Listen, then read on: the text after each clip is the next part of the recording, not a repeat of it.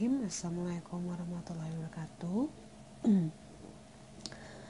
Berjumpa lagi dengan saya Rina Mardiati dalam pertemuan ke-13 untuk mata kuliah Kalkulus 2. Dan pada video kali ini kita akan membahas mengenai integral lipat 3 di mana memang pada pertemuan sebelumnya kita sudah membahas tentang integral lipat 2 ya. Nah, pada pertemuan kali ini mungkin tidak akan terlalu panjang ya durasi videonya. Saya hanya coba memberikan pengantar ya untuk integral lipat 3 untuk bagian pertama ini, karena secara konsep memang ini mirip dengan integral lipat 2, akan tetapi namun ya memang perlu imajinasi yang cukup tinggi, cukup dalam menggambarkan atau mengilustrasikan fungsi-fungsi yang diberikan ke dalam bentuk grafik. Itu sebenarnya yang kita perlukan. Nah, baik ya, coba kita lihat di sini. Di sini kita akan membahas tentang integral lipat 3 pada balok ya. Kalau kita lihat di sini ada sumbu X, Y, Z, lalu ini ada balok B misalnya ya. Maka kita akan mengambil sebuah partisi kecil dari balok B ini, atau membagi balok B ini menjadi sekian partisi atau N partisi ya, B1, B2, BK sampai BN misalnya, seperti itu ya. Dimana memang di sini delta, panjang harga mutlak delta ini adalah diagonal ruang terpanjang dari BK. BK ini adalah balok partisi balok yang kita ambil ya, kita tarik satu ke sini.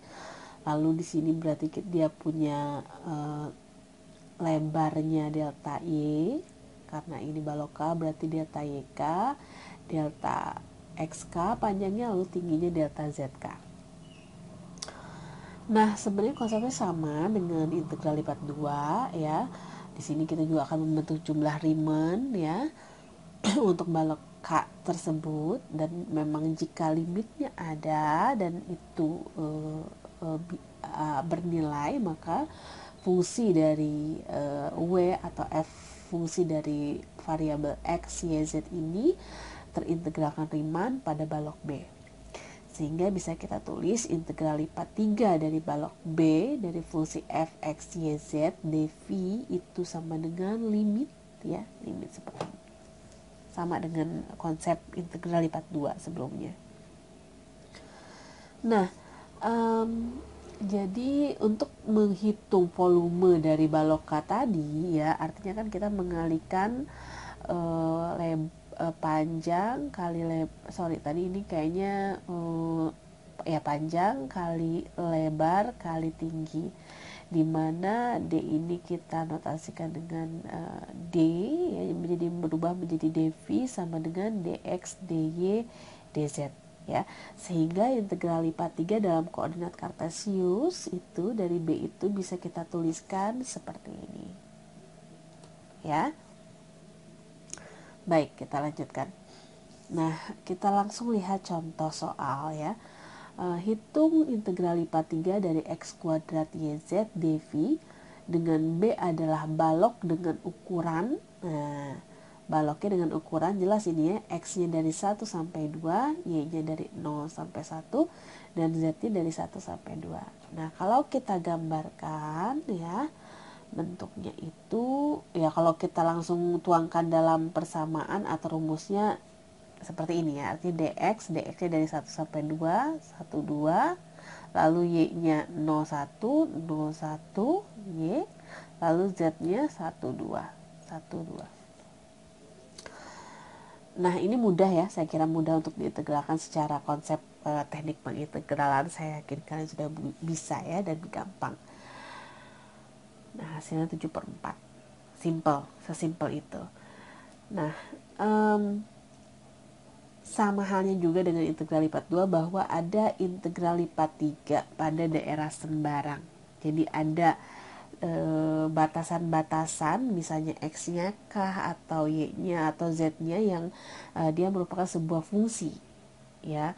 Jadi kalau misalnya kita lihat di sini sebagai contoh, hitung integral lipat 3 dari X kuadrat YZ dV jika S benda padat sembarang. Nah, kita lihat di sini. Pandang S benda padat yang terlingkupi oleh balok B ya, yang terlingkupi oleh balok B, dan definisikan nilai F0 untuk di luar S ya. Nah,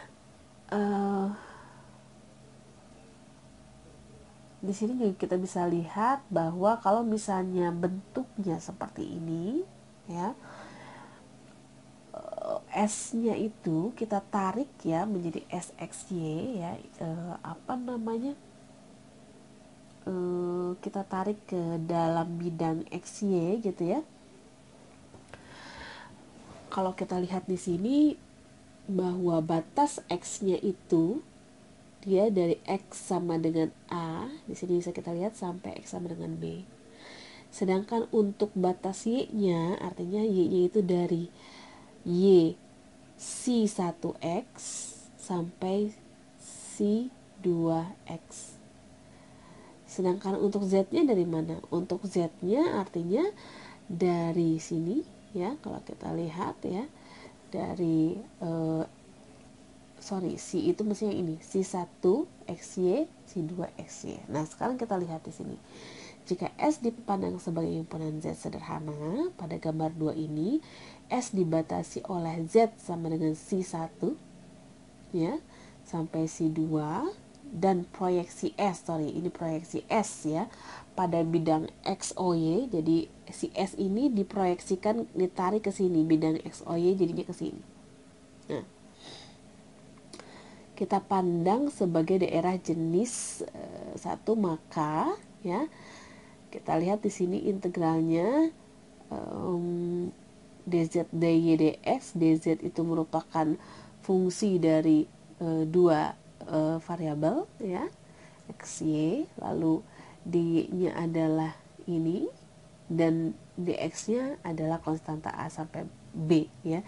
Jadi memang yang harus dipahami untuk menghitung integral lipat 2 atau 3 itu adalah untuk integral terakhirnya ya, lipat 3-nya ini harus berupa konstanta. Kalau tidak berupa konstanta ya kita nggak akan mendapatkan hasilnya seperti itu. Ya, baik, kita lanjutkan dengan contoh ya. Misalnya kita akan menghitung integral lipat 3 dari 2xyz ya.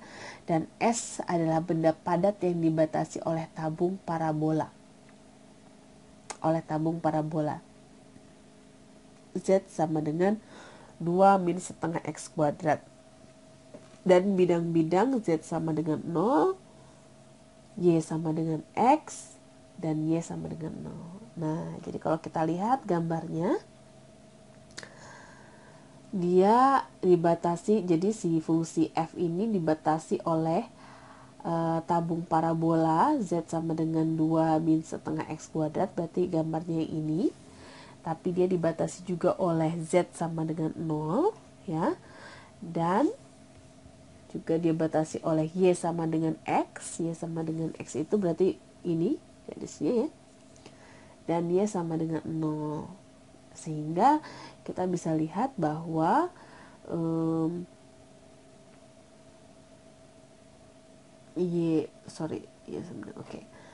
sehingga kita bisa lihat bahwa proyeksi S itu adalah berbentuk segitiga di sini. Ya, ini ya ditarik ke sini. Ya, dan Y sama dengan 0, ini juga ditarik ke bawah. Ditarik ke bidang XOY. Sehingga nah inilah SXY itu adalah proyeksi S-nya. Ya. Berbentuk segitiga, sehingga kita berdasarkan gambar dapat menghitung batasan-batasannya. Ya.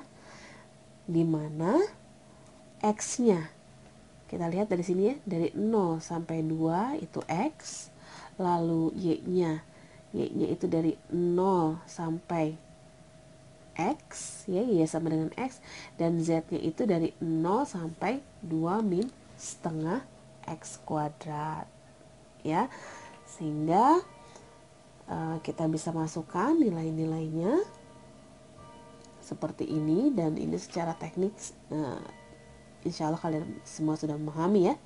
Jadi kalau kita lanjutkan di sini integral hasil integral pertamanya seperti ini, lalu kita integralkan lagi pada dy, di mana dy itu batasnya dari 0 sampai x, lalu nanti hasilnya kita integralkan lagi terhadap dx dengan batas 0 sampai 2 yang tadi ya, sehingga hasilnya adalah 4/3 ya, seperti itu. Memang ini untuk di awal sepertinya ya akan sulit ya untuk memahami batasan-batasannya, tapi memang diperlukan pendalaman ataupun latihan ya, seperti itu. Jadi saya coba sediakan latihan soalnya supaya kalian bisa